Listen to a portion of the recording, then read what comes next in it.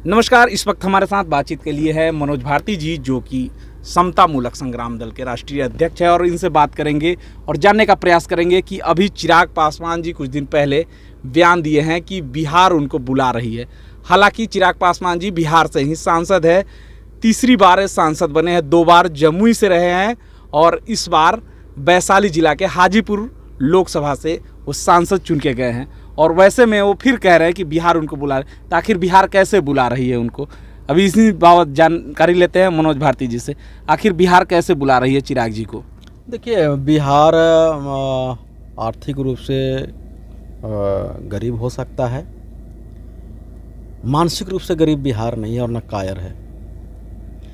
बिहार तो चाहता है इनको बिहार से भगाना, इसलिए सांसद में इनको जिता देता है और विधायक में इनकी पार्टी को सुन कर देता है। बिहार के लोग क्यों बुलाएगा बिहार इनको? जब इनके अंदर दम ही नहीं है लड़ने का, शासक बनने का, तो काहे बुलाएगा?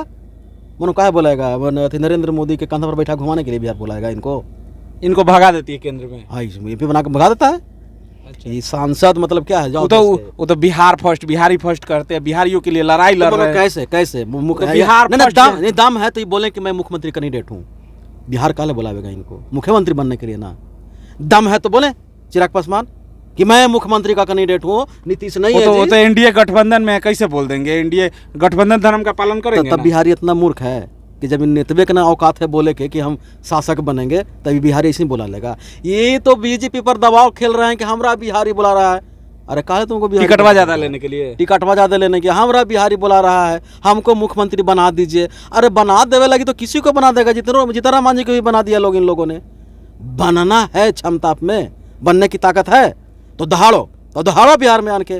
कुछ लोग तो उन्हीं के चाचा जी का ये बयान है कि वो तो बिहारी है ये नहीं है, न बिहार में उनका जन्म है, न बिहार में पले बड़े हैं, वो कैसे बिहारी हो गए? और बिहार फर्स्ट, बिहारी फर्स्ट का नारा लेके घूम रहे हैं लोगों के बीच। मैं तो एक लाइन में मैं बता दिया कि बिहारी कायर नहीं होता है। अगर बिहारी हैं तो दम दिखाएं, बोले कि मैं मुख्यमंत्री कैंडिडेट हूँ। उनके चाचा जी तो बोल रहे हैं कि बिहार में उनका जन्म नहीं हुआ है, न बिहार में पले बड़े हुए, कैसे बिहार? सही बात तो बोल रहे हैं, सही बात बोल रहे हैं वो कि उनका जन्म बिहार में नहीं हुआ, बिहार में न पले न बढ़े हैं।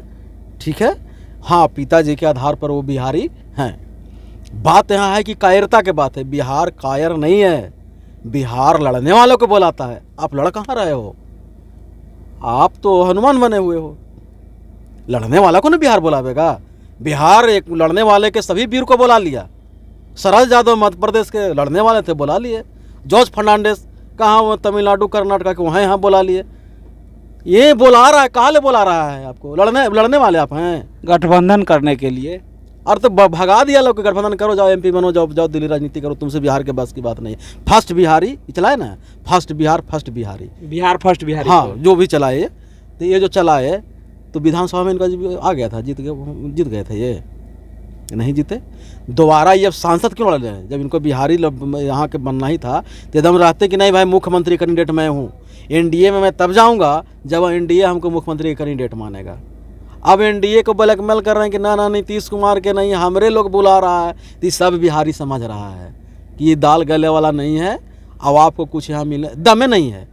दाल तो तब ना जब गलेगा जब आप लड़ने के लिए आगे आइएगा।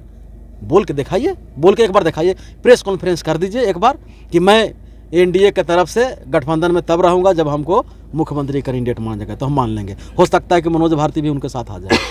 इतना वो कह दें खाली वो। अच्छा, ये एक बड़ा चीज़ अभी हाल ही में कुछ दिन पहले पासी समाज का एक बड़ा सम्मेलन हुआ पटना के कृष्ण मेमोरियल हॉल में, और वहाँ पे तेजस्वी प्रसाद यादव जो बिहार के नेता प्रतिपक्ष है, उन्होंने अपने कंधे पे पस्की और लवनी लेकर के मंच पे लोगों को दिखाने का काम किया है। तो उसको कैसे देख रहे हैं आप? अब देखिए, उनके भाई ये तो इनकी सरकार नहीं रहे लेकिन इनका पिताजी की सरकार रहा है।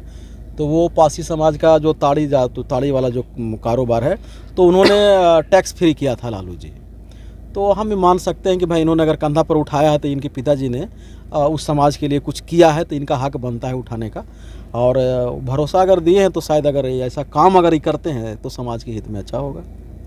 चलिए, नेता प्रतिपक्ष ने जो पस्की और कंधे पे लवनी उठाने का काम किया है, उसको देख करके कह रहे हैं कि किसी ज़माने में लालू प्रसाद यादव जी जब बिहार में मुख्यमंत्री हुआ करते थे तो उन्होंने तारी से टैक्स हटाने का काम किया था। और जो पासी समाज जो आज भी तार चढ़ते हैं, ऊपर से उतनी ऊंचाई से तारी लेकर के आते हैं, और आज उनके बिजनेस पे कहीं ना उनकी रोजी रोटी को दमन करने के लिए उसको दारू के श्रेणी में रखा गया है और उनका दोहन शोषण होता है, कहीं प्रशासन के द्वारा तो कहीं के किसी भी केस में उन्हें फंसा करके डाल दिया जाता है।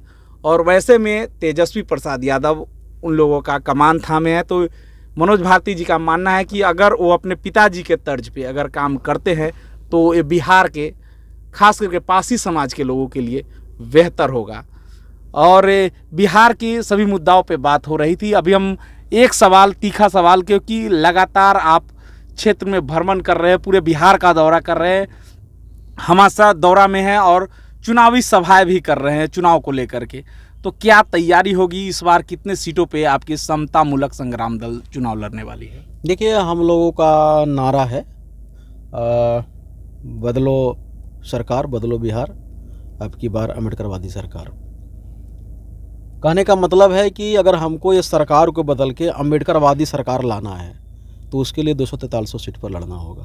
तो हमारी तैयारी चल रही है कि 243 सीट जो बिहार की है उस पर हम जो लोग चुनाव लड़ें, और लड़ने के बाद जो है यहाँ एक अम्बेडकरवादी सरकार का नींव। आप अम्बेडकरवादी सरकार बोल रहे हैं तो एक सवाल छोटा सा है, क्योंकि बिहार में लगातार जैसा देखा जा रहा है भारतीय जनता पार्टी भीम संवाद चला रही है और अम्बेडकरवादी होने का दिखावा भी कर रही है, और बैनर पे एक छोटा सा कहीं ना कहीं बाबा साहब डॉक्टर भीमराव अम्बेडकर की तस्वीर लगा देती रही है, और वहाँ पे चर्चाएं सिर्फ पार्टी कैसे विस्तार हो और पार्टी का कैसे विकास हो, इस पे चर्चा की जाती है। कहीं भी बाबा साहब के विचारों पे कोई चर्चा नहीं होती है। कैसे? ये जो जितनी पार्टियां हैं जो अम्बेडकर जी के नाम पे जो चला रही है, ये सब वोट लूटने का अपना तरीका है। बाबा साहब से लोगों को कोई लेना देना नहीं है। ऐसा नहीं कोई अम्बेडकरवादी हो गया है। ज़रूरत क्या है? ज़रूरत यह है कि ब्राह्मण के मोहल्ले में अम्बेडकर जी का जयंती मनाई जाए और वहाँ पे दलित लोग जो है मुख्य अतिथि बन के जाए। लेकिन ये उल्टा कर रहा है। ये भाजपा वाले दलित के मोहल्ले में अम्बेडकर जी के जयंती मनवाता है और मुख्य अतिथि ब्राह्मण को बना के लेके जाता है। तो ब्राह्मण से ज़्यादा दलित न जानता है अम्बेडकर जी के बारे में। ये ब्राह्मण को न सीखने की ज़रूरत है समता समता और बंधुत्व, कि दलित की सीखने की ज़रूरत है। तो जिसको सिखाना है उसके मोहल्ले में लगाता नहीं है। कहाँ लेके जाता है? दलित के यहाँ लेके जाता है, और ब्राह्मण के लेके जाता है तो अम्बेडकर जी के ना कथा कह के राम के कथा कहने लगता है। तो ये सब फेक है। ये अम्बेडकर जी के नाम पर सिर्फ दिखावा करके ये चाहता है कि अम्बेडकर जी पर अम्बेडकर के कोई फ़ोटो लगा के मूर्ख बना दिया दिल्ली पंजाब में, अब चाहता है कि अम्बेडकर जी के नाम पर इन्हें मूर्ख बनाया जाए। तो हम लोग भी लगे हुए हैं कि देखो भाई, बाबा साहब के नाम लेने से, बाबा साहब के फ़ोटो लगा लेने से, है ना, एक डायलॉग था ना कि खादी के टोपी और रंग न रंगाए जोगी रंगाए जोगी कपड़ा, ये है मन रंगाए जोगी। हाँ, तो ये सब रंगा सियार है। ये वो आ रहा है, हमारे लोगों को दिग्भ्रमित कर रहा है, लेकिन हम लोग इस पर मेहनत कर रहे हैं। चलिए, तो ये लोग रंगा सियार है जो लोग दिखावा करते हैं। जमीनी स्तर पे अम्बेडकरवाद से कोई लेना देना नहीं है। आगे भी इस तरीके की खबर को लेके हम आपके बीच आते रहेंगे। तब तक लेते विदा। आप तक हमारे साथ बने रहने के लिए बहुत बहुत धन्यवाद।